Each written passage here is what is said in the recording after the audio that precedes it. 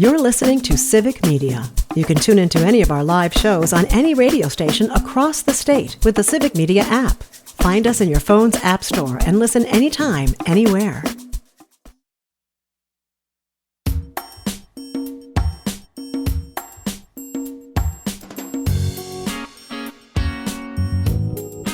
Welcome back to the third hour of Mornings with Pat Kreitlow on the Civic Media Radio Network. I'm Dr. Kristen Lyerly, here with not Greg Bach anymore. Greg had to make a quick exit, as he is known to do at this hour, so he can prepare for his show with Jane. But Sam is here. Welcome, Sam. Hello. It's so good to be here. I'm so glad you are here. Sam in the Dock doesn't have the same ring to it, so we're going to have to come up with something else. Davison in the Dock. Tony Zimmerman on the texts says that might have a good ring to it. I like that. Or we could do, we've also got Dom, so it's Davison, Right. Dom in the Dock. There we go. Yeah. That might just work. For anybody who doesn't know, I'm actually going to be leaving Civic Media. I'm so sad in a couple weeks, but what? yeah, I may be back in the fall helping with some podcasts here and there. But Dom will be taking over for me as producer of the John and Gordy show going forward. I'll be in charge. Oh, fantastic. Well, for today, we've got Davison, Dom in the Dock, and the amazing Brittany Merlot is joining us once again. Good morning. How are Good you? morning. So well. Brittany, it is National May Ray Day. Ooh. I know, it's totally made up, but somebody made it up. And I love it because it is a celebration of sunshine. And that gives us an opportunity to talk about vitamin D, which comes from sunshine and was discovered here at the University of Wisconsin. So there is, let's celebrate sunshine and that. Seriously, I had no idea. Go Wisconsin. I mean, Go that's the best part of the weather. Wisconsin. The sunshine. I know. So can we have some, please? Well, if you're up north, you can have some. If you're down south, maybe. Maybe What on if I'm in occasion. the middle? I'm in Green Bay. Probably not. No, How about a come lake on. breeze for you in Green Bay? Oh, it's going to get rough, too. Today, it's about 25-mile-per-hour winds. By tomorrow, we're going to see the winds off the lake at about 40 miles per hour. So we're going to be Oof. stuck with some clouds, unfortunately. But we're going to celebrate the sunshine this weekend, which is perfect timing on Memorial Day weekend. Oh, yes.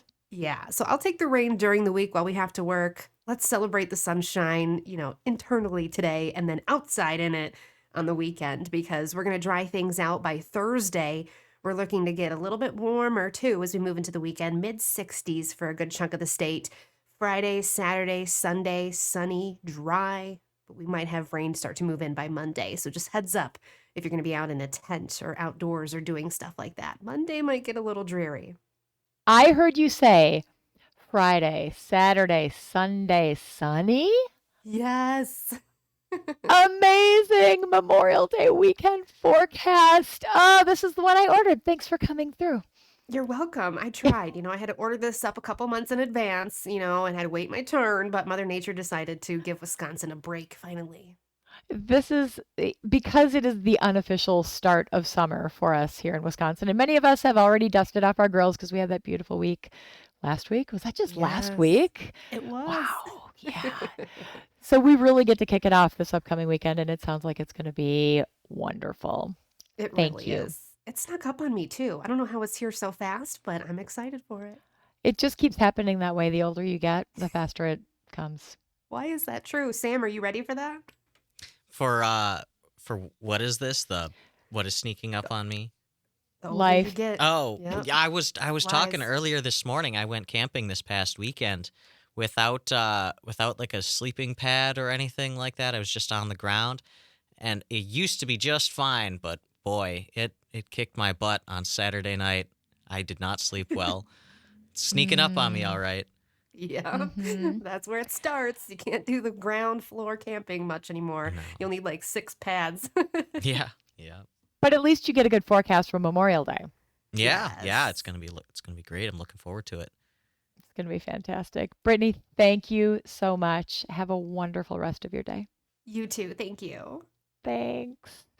All right, Sam, let's keep this conversation going. We had Alan in our last segment with Men for Choice. He's a young guy. He graduated from college recently, and the organization that he works for, the mission is to talk with young men about why reproductive rights are important to them. I would love your thoughts as just a guy on this topic. Like, is this something that you care about? Is it uncomfortable to talk about? For me, no. I guess I don't talk about it a ton. Probably not as much as it should be talked about. I also somewhat think that I'm a bit of an outlier among people, men my age. Hopefully not, but I don't know. I feel like it is not talked about enough, openly enough, and that I don't know, men just like don't talk to women and get their take on things, and I don't know, they're just misinformed and don't feel very open about things. It really kind of feels like, so I have 4 sons, age 16 to 26, and it kind of feels like guys are in a silo and girls are in a different silo. And there's not as much engagement as I remember, but I mean, obviously, memory isn't 100% accurate either. Is that your experience? I mean, is your friend group like mostly guys? I mean, all of my roommates are, and by extension, yeah, I guess mostly, but there's plenty of women in my friend group, and I don't know, where it doesn't exactly come up in conversation very often, Right. but we're quote unquote chill about it. I don't know if there's a good way to phrase it. Yeah. It's kind of hard to talk about because it's just so not part of who you are and what you do. Sure, yeah. Yeah. But I wish I was listening for your last segment when you were talking to, I didn't catch his name, the guy from, was it Men for Choice? Alan. Alan from that organization. I feel like that would have been a great conversation to hear.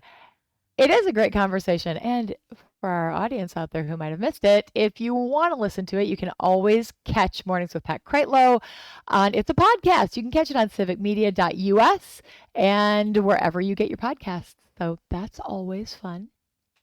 And if you want to learn more about Men for Choice, you can go to choice.org. They've got a great fellowship program. It's really about just coming together, teaching each other, and then going out and doing that relational organizing, which you can do with any topic. It's really just the process of talking with your friends about issues that you care about and trying to move something forward, because the world is hard right now, and it's hard to talk about some of these issues that have become really political, not just abortion, which is huge in my world as a woman and an OBGYN doctor, but, something as fundamental as the economy, which is a great question to ask you as a young person.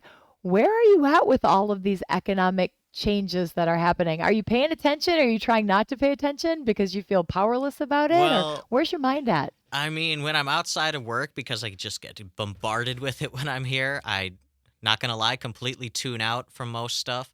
I'm also, like I said, I'm living with roommates in downtown Madison, so stuff is very, very expensive. So I guess I'm conscious of definitely how much things cost. I'm not really paying attention much to the stock market, though. I don't have like a retirement fund yet or anything. I know that it is affecting plenty of people across the country quite a bit, though, in a very uncertain times economically that we're living in, which is not good. Mm-hmm. Yeah, the stock market is so reactionary. Like something comes out, a whisper or a change in a plan, and the Tariffs stock market get delayed reacts. for 90 days. Stocks rebound. Yeah. Yeah. But it takes a while for that to filter down and actually affect the cost of goods and services. And that's when it really hits home, I think, for most people. And it sounds like you too. Right, yeah. Yeah. And later this hour, right around 8:30, we're going to welcome Carla Smith and Teresa Fredericks to talk about the cost of childcare, which is something you're probably not thinking about right now I can't either. even I know it's real tough in Wisconsin. I can't even fathom it right now. It, Glad I don't have a kid. seriously, it's hard. It's people who do the childcare piece, these people who are college educated in early childhood development are making less than people who don't have a college degree and serve you food at restaurants. And we all need a living wage. But man, it's crazy to me that we that we can't pay the people who are taking care of our most valuable, vulnerable people in society, children. Exactly. Children and Yeah. old people. People Yes. working on trying to cut Social Security, Medicaid, all that jazz. Mm-hmm. But kids too. Yeah. Like I like to be a kid and be conscious of this issue, which I'm sure that there are some kids like who know that their parents are like having a hard time being able to pay for their daycare. I wonder what kind of an effect that's having on like some kids. I never had to deal with something like that when I was young, thankfully. But boy, to grow up like that and Were you a sometimes daycare kid? for a little bit of when I was growing up, yeah. I went to before and after school every day pretty much because my parents both worked very early in the morning. Um, so similar, had to deal with it. Yeah. But as a parent, you need those things in order to be able to go to work and earn a wage. It is like if society is working and providing all those not just safeguards, but like that net to ensure that we can all be as productive and healthy as possible. That's great. Those are all those social determinants that allow us to live in a holistic way. But we're missing. It's a Swiss cheese model right now. There are so many holes in the way that we live. I remember being a young person and not having health insurance, but I didn't need it. But now that I'm older, I need it, and it's expensive. And I can't imagine what it would be like to be working in a job like an early childhood or childcare provider and not being able to afford your health insurance. Right. Yeah. I've been joking with John and Gordy, the hosts that I usually produce. I had to schedule a doctor appointment on my own this week, I think for the first time. And Uh-huh. it's been at least 3 years since I went to go see a doctor. Part of the reason it's been so long is A, because I moved to Madison, B, because it's just the whole medical system is just so complicated. I'm still on my parents' insurance, thankfully. I don't have to pay for my own, but gosh, when I turn 26, I'm not looking forward to that. Yeah. Well, it's complicated even to know who do you go see and what kind of a visit do you ask for, and there are so many questions. It's so much harder than it needs to be, and that discourages people from getting the kind of care that we need, especially routine preventive care when you don't have a problem that needs to be solved and you're just doing it for maintenance. Right. Yeah. Oh, brother. Well, we're not solving that problem today, but we're picking away at it. And later this morning, like I mentioned, we're going to be talking about childcare and healthcare and how that all fits together.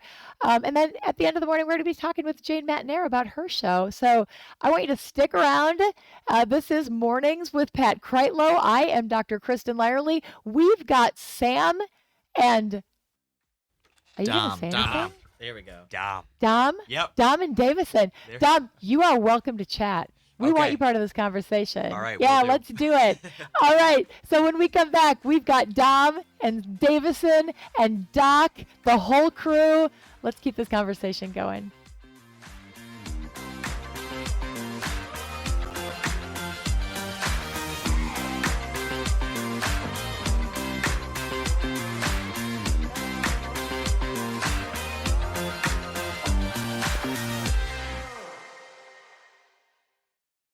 You're listening to Civic Media. Stay up to date on the latest news and information for your local community and Wisconsin by signing up for our free email newsletter. Visit civicmedia.us/email to get started.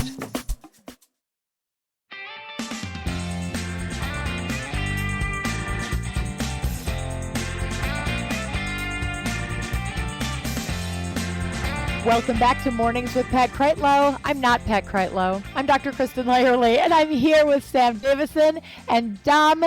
And we're Davison, Dom, and the Doc. We just keep switching it up all morning. It's, well, I mean, it rolls right off the tongue, however you say it, right? It's a lot of D's. Yeah. We're fans of alliteration here. Absolutely. I like it. You know what else we're fans of? We found out during the Secret Show, May is Bike Month, and Sam rode his bike to New Glarus over the weekend. Right. Yeah. It's about 30 miles away from Madison. My roommates and I, we went camping there over the weekend. It was a good time. And you didn't just ride your bike, but you also had a bunch of stuff on your bike? Yeah. Well, okay. My roommates' girlfriends also came along, most of them. They drove. I didn't realize they were going to be driving, so they all loaded their stuff in the car, and I packed everything on my bike. A tent, a blanket, backpack full of food and clothes. It was good and heavy, but made it there. I got to say that's pretty impressive. Yeah, thank you. Very, very impressive. What were you riding? It was it was an old steel 3-speed. So Oh my gosh. big old heavy bike. Yeah. I don't know how you did that. I don't know how you did it. That's a heroic Oh, effort. thank you. Yeah. And it didn't have an engine, right? Like no battery, no motor? Not an e-bike, nothing like that. Wow. Just just the pedals. Just Yeah. fought through the pain, man. You fought through the pain. Yes. Well, as I understand it, you're also a biker, and you too, Dom. There we go. Yeah, Dom, tell us about your BMX days. Oh man, I remember, during the little break there we were talking about it. I almost shed a tear. Back in Aw. high school I used to BMX with some of my buddies.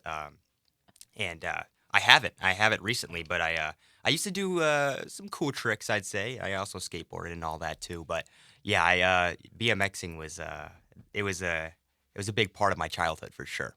For sure. And BMXing are the smaller bikes that have like pegs and you can do the trick. Correct. Yep. You could do a lot. Yeah, you could do a lot of tricks. It's a way lighter bike. It's really cool. I mean, I went to the skate park all the time and did my cool little tricks. I have some YouTube videos on my old YouTube channel and stuff like that. So Wait a minute, you have a YouTube channel of you BMXing? no, I don't. No, that I was totally Uh-huh. not. Definitely not.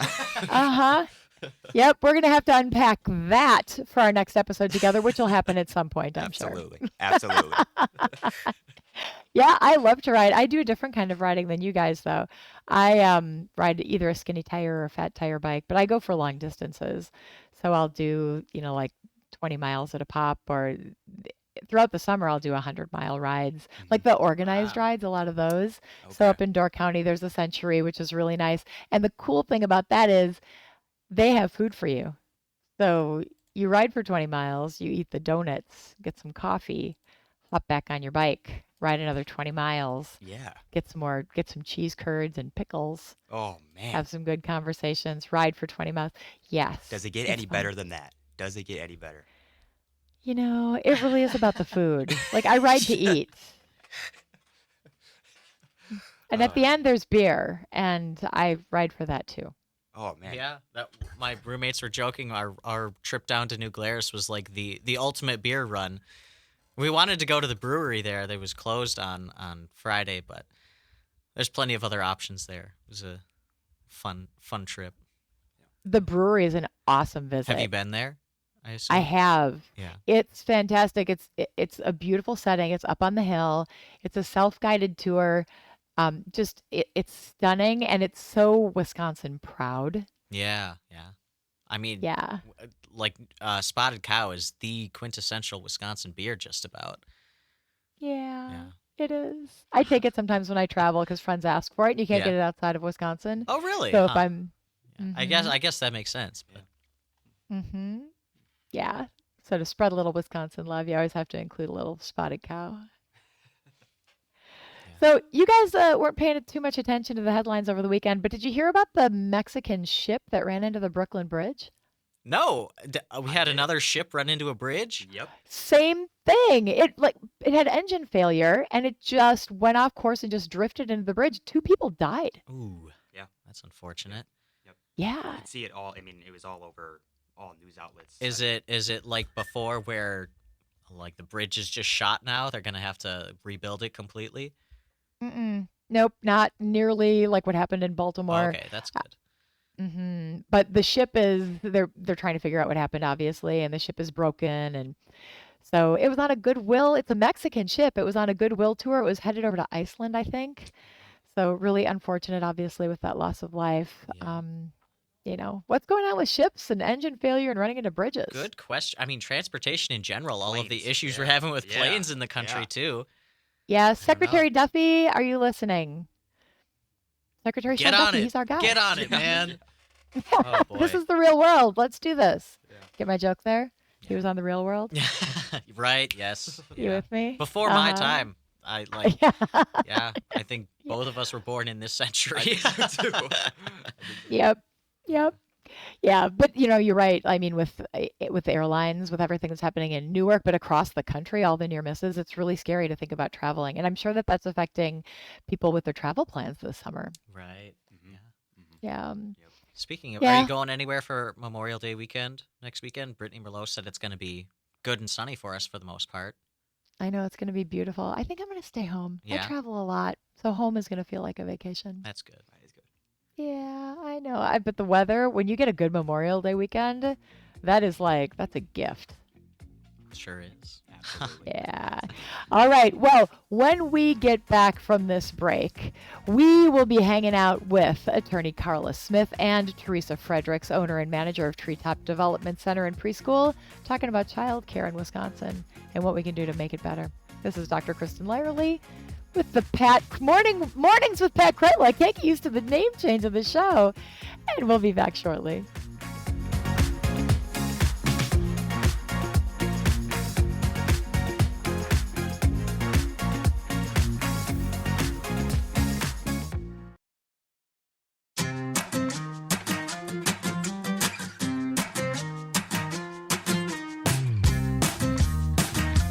Good morning and welcome back to Mornings with Pat Kreitlow on the Civic Media Radio Network. I'm Dr. Kristen Lyerly, here with Sam Davison and Dom, and we are Davison, Dom, and the Doc.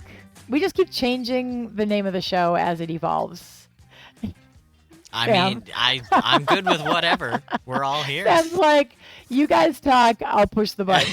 Yeah. Well, that's good because we have some incredible guests. So you can take a little break because we have incredible guests. We have Teresa Fredericks. She is the owner and manager of Treetop Development Center and Preschool. And we've got Carla Smith. She's an attorney in Northwestern Wisconsin. They are based in Ashland, and they're joining us this morning to talk about childcare. We all need it. I have 4 kids of my own. We had to beg, steal, and borrow to get childcare as they were growing, and things have only gotten harder. Ladies, welcome to Mornings with Pat Kreitlow. Thank you. Thank you for having me. Teresa, why don't you start and just tell us, first of all, give us a little background on who you are, Sure. what you do. I think you have such an extraordinary story. This isn't just a job for you. This is who you are. It's who I am. It's kind of a legacy that I have carried on from my mom. I'm a second generation owner. She started when I was 5 months old, so I like to say I've been here forever. We just celebrated 52 years in business. And it wasn't actually my plan to do this, but I think I had to leave in order to appreciate it. And that it just was my calling. I have a degree to teach 6th through 12th grade natural science and biology. So I started helping her out when I finished my student teaching, and she was going through an expansion. And through that, I went and said, why did I not go early childhood? This is just so natural. And so since then, I've been the owner since 2010 and got my master's in early childhood education, to also help support what we do here. You have a master's, you are the owner. This is a business that was started by your mom. This is hardwired in you. It is. Little known fact, my brother couldn't say my name, Teresa, and called me Treetop. So when she was looking for a catchy name, I'm like, I guess it's just been in my destiny. Oh wow, that's incredible. Hey, and Carla, how are you involved here? You're an attorney, but more. I am an attorney. I moved back. I actually grew up with Teresa, a few years younger than her. And when I came back to the area about 5 years ago, I had young children of my own. And we were looking for phenomenal childcare. And everyone in the area loves Teresa, loves Treetop. We only have a few options. And my husband was a stay-at-home dad at the time. And there comes a point where we felt like we just couldn't give him all that he needed in terms of structure, in terms of academics, in terms of social. Teresa has a large kind of outdoor program that the kids can amble through the trails. And we were looking for something, but we didn't have any options around here. And so we ended up on the wait list for several places. One of the places we got off the wait list on, but we said, no, we want to wait for a Treetop. And so we were on the wait list for probably 6 months. And then we were one of the lucky ones. Well, and you were one of the lucky ones because you had flexibility and you could start him at just 2 days a week, which is how most of my families get in because they're, I'm licensed for 33 and I have 39 children because we have some staggered schedules. And so if you're flexible, you have a better chance of getting in. Some are on the wait list for years. And it's not just me either. Pretty much every program we have here, we just don't have enough options. We've And had. I work with families every day. I work with kids in the courthouse. I work with parents. I work with small business owners. This is a significant problem in this area. I mean, these small business owners are looking for employees. I mean, they're being strangled. They are trying to find employees, and you have people like my spouse or a lot of other parents who want to be back in the workforce, who want to be productive, and they just can't do it when they have small children at home. And so to us, it's a no-brainer for people who want to get back to the workforce. It gives them an option. People who want to stay home, that's wonderful.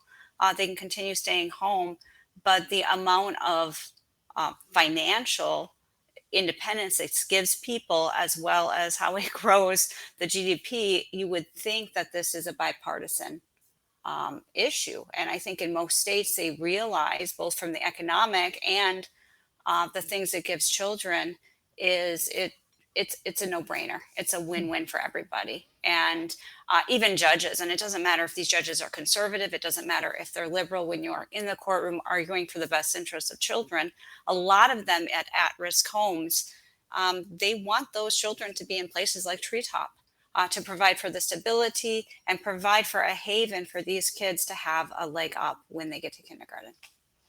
It's obviously it's a feel good thing. It's the right thing to do, but socially, it is necessary. And economically, I love that you brought that up, Carla, because this is a huge economic driver that allows people to participate in the workforce. And that's not a new thing. Teresa, what have you seen over time? You've been doing this a long time. Has this always been an issue? Are we at a certain flashpoint in time? Why is it a crisis now? It actually isn't a crisis now. It has been a problem. Back in 2013 they've done some studies and they've monitored the market of how many childcare providers have been out there, and it has been a decline since 2010. And if you look at the charts, it started to be stabilized when COVID happened. And that was because we got the funding. And so we were able to freeze the tuition for parents. We were able to raise wages for teachers. So we were able to recruit more teachers during that time. And then if you look again, some programs closed when our funds got cut in half.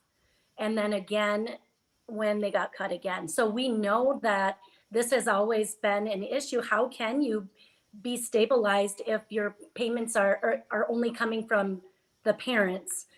We need public investment in order for this to work. You mentioned earlier that the average wage for these college educated early childhood specialists is $13 an hour. That's with the funds. Prior to this, it was $10. So we're fighting for that $13 just to stabilize. And then we have more work to do because obviously it's very important work. Birth to 5, 90% of the brain development happens during this time. Why would we not invest in that? It's best for our economy. The return of rate for every dollar spent is something like 7 to 17. So the younger the child, the more return of investment you have. It just makes sense. I don't understand why it's not black and white for everyone. It does make sense. And from an early childhood provider's standpoint, that's a tough wage. $13 an hour is less than Yeah, people who work in restaurants or gas it is. stations. And I have I really value my staff and I want to retain quality staff. And so, how do I do that? By working a whole lot of hours. I not only am the owner, the director, I'm the preschool teacher. Sometimes I'm a cook. I can be maintenance. And so, that's a wage like that preschool teacher wage is something I don't have to spend. So, I can pay my other teachers more, but it's not right. And that's not sustainable either. It's not sustainable from a provider standpoint, and it's not sustainable from an access standpoint for parents No. either. Carla, can you speak to that as a parent? I'm the mom of 4 kids. Mhm. I have definitely struggled to pay for childcare, but my kids are older now. What are you seeing? Well, it's incredible. So Teresa is a godsend. I mean, honestly, I would go into when I dropped my son off, and she would have a baby strapped to her back. She'd be cooking, lunch. She'd be dealing with, teaching other kids, and the kids. As a parent, I drop off my kids at elementary school every day, and then when I walk through those halls and I see the kids that went through Treetop, it's incredible to see the skills they have. I mean, they're structured, they are academically advanced. I mean, it's incredible what she get in her program. And my daughter's first grade teacher, one of the best teachers I've ever seen, and she actually taught at Treetop while she was in college. Just a phenomenal human being. And as a parent, it's hard. I mean, it's hard when you are struggling with the demands of everything. I have 2 children, and to try to afford childcare on top of trying to get them academically ready for school, it's essential to have these childhood education centers like Teresa does. It's a struggle for parents. It's a struggle for providers. Governor Evers has called this the year of the child. He put $480 million into his budget to sustain us where we're at now, which is still a struggle. But Mhm. what we saw with joint finance is they removed all of that funding. We don't know what the plan is for childcare moving forward. And we know that the funds that have been sustaining this are going away at the end of June. Teresa, what will the impact on your center and centers in general be in Wisconsin? Well, it's slated to be 25% of programs are going to be closing. They will not be able to sustain anymore. For my program, I will have to raise my rates, and I've already notified my families. It will be upward of $20 to $25 per child per week. Now I know in bigger cities it's more. We're rural, so it tends to be a little less than more urban areas. But they know that they advocate right with me, and um, all we can do is let our legislators know that this is important. It's important for our economy. It's important for the children, and so that parents can work. hmm Carla, we've got about a minute left. What do you see as the impact on our communities as a parent and a community leader? Well, it was fun because for Treetop, we had a little get together a protest last week, and you had parents out there, I mean, both Republicans and Democrats, both conservatives and liberals, saying this is such an essential, and I love the word investment that Teresa uses, because this investment pays off in dividends. I mean, exactly what you said, Dr. Lyerly, is it's a good feel thing to do, but it's an investment in our future, for our communities, our parents, our teachers, our businesses. hmm And in a small community like Ashland, these are your neighbors. These aren't just random people off the street. Teresa has been an investment in Ashland for over 52 years. Yeah. Hey, I want to thank you both for taking the time to join us this morning and for your incredible advocacy work and for taking care of some of the most vulnerable people in our communities and our communities in general. Very grateful to you both. Thank you so much for inviting us. Yeah, thank you. You're so welcome. We're going to be talking about this on my podcast this weekend, Saturday and Sunday at 3 p.m. on WISS and WGBW. On the other side of the state, in Sheboygan, where community leaders and childcare providers will also be sharing their stories. So thank you again to our guests. This is Dr. Kristen Lyerly on Mornings with Pat Kreitlow on the Civic Media Radio Network.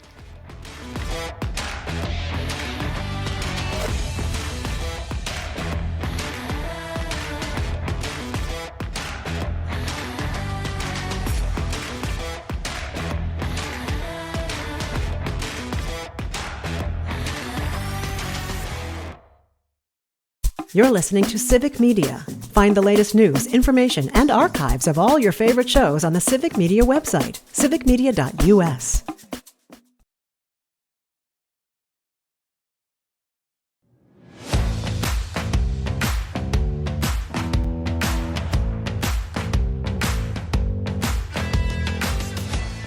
Welcome back to Mornings with Pat Kreitlow, but actually it's me, Dr. Kristen Lyerly, and we've got Sam Davison and Dom, and Greg is back, and Jane.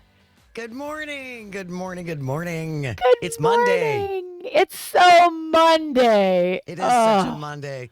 We were talking apparently, and I always forget that you have the show behind the show because people on the stream can hear what we're talking about. So we were talking about soup, and what a great soup day this would be. Soup and nap. Soup and nap day. Yeah. Curl up with a good book. Have a little mug of noodle soup. Ooh, I got my afternoon planned. I know. And store up your energy because this weekend is going to be fantastic. Yeah, the weather looks good. Tomorrow's supposed to be rainy and cold from what I've seen, kind of like today.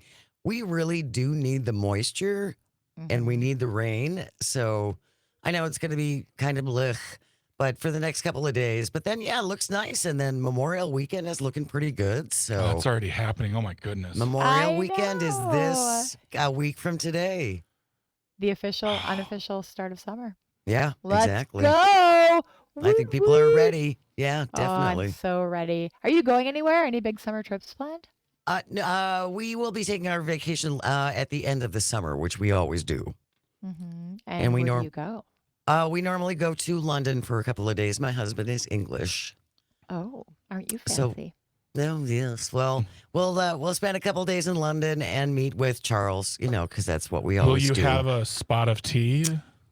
No, we will not tea. Oh, Even my husband doesn't drink tea when we're there. Yeah, tea's fine. It's just hot brown water. Yeah, But so we'll knock around London for a couple of days, and then we'll probably spend a little time in Portugal.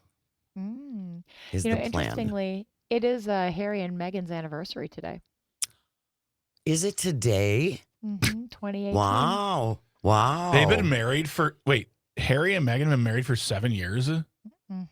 That's hard to believe. If you would ask me, I was like 2. I don't.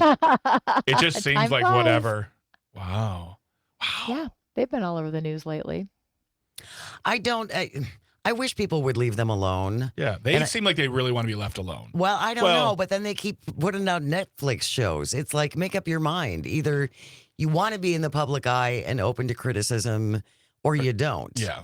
So how do you do that? Growing up in the public eye, you never have a chance to be like just a regular person because there are all of those external influences that are shaping and molding and telling you who you're supposed to be. Well, I mean, let's also throw away the phrase normal person when it's attached to the royals. They're not normal people. They're not raised to be normal. They're raised to be different. They're above. They're chosen. Well, I think Diana really tried really hard for Harry and William, the old one. Yes. Harry and Bill. Harry and Bill. I think she tried really hard with them, though, to expose them to regular life and expose them to people who didn't have as much. Mm-hmm. And I would like to think they took some of that with them. William's in the middle of it, so I don't know. Yeah. But I mean, Meghan is a regular person. She is. So maybe there's that. Maybe that's how Harry ended up with Meghan, and they ended up leaving the royal family. But I think Meghan still wants to be in the public eye. Yeah. I mean, definitely do. I do. She's as regular as a celebrity can be regular compared to a royal. I mean, it's not a prince situation where he just saw some lady in the crowd and said, "I shall marry you for I love you. I shall renounce everything I have and give it all away for you. Dang you, grandmother." This is what happens when Greg gets enough sleep. Yeah. Some would say, "Hey, Greg, just don't take a nap. Stop wearing your CPAP. Do us all a favor." Thanks. My God. Hey, what are we going to talk about on the show today, Jane? We are going to talk. We're going to start off with tariff. Walmart is supposed to just eat the tariffs. Did you know that?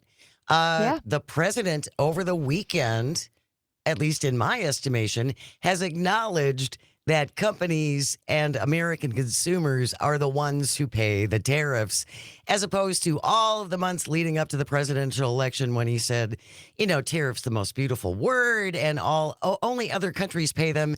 Yeah, no, he pretty much said it over the weekend. Our companies pay the tariffs. We pay the tariffs. So we're going to start off with a little bit of that, and then we're going to talk about the GOP Wisconsin convention that was over the weekend. Oh, yeah, we didn't get into that, but they made some big decisions. They're very much in support of the 1849 abortion ban.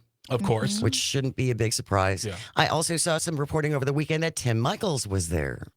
Where? What? He's in Wisconsin? He was at the GOP convention. So why? Is he going to run again? I don't know. He bored? Bored. Yeah, I think he's bored. Yeah. I think these really wealthy white business guys like Eric Hovde, it's like, yeah, I've done all this and I'm successful in business. What do I want to? I think I'd like to be a senator. I think I'd like to be governor. Wouldn't that be fun? I think I'd be good at that. Gimme. It Give should me be mine. It's mine. It should be mine. Yeah. Again, I just know that he was there. I don't know what the discussion was, but we're going to kick that around a little bit.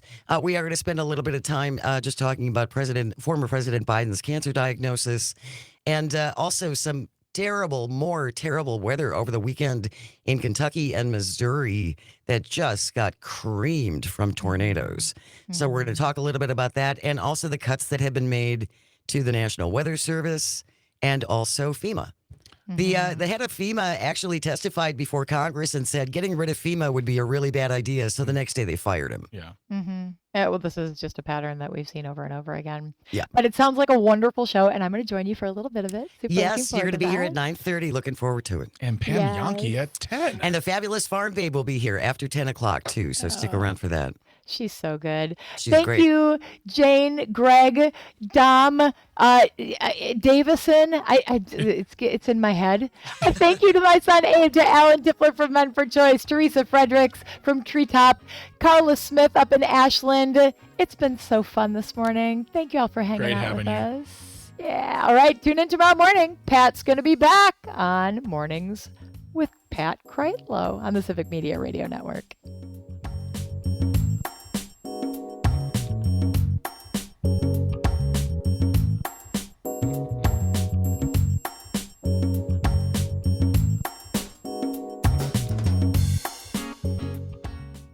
The national news cycle never stops, but it can be hard to find news about your local community. Civic Media is dedicated to providing quality local and state news coverage across Wisconsin. With the Civic Media app, you can get notifications about local stories that matter to you and your community. Find the free Civic Media app in your phone's app store and choose notifications from the menu to tell us what kind of news you want to hear about.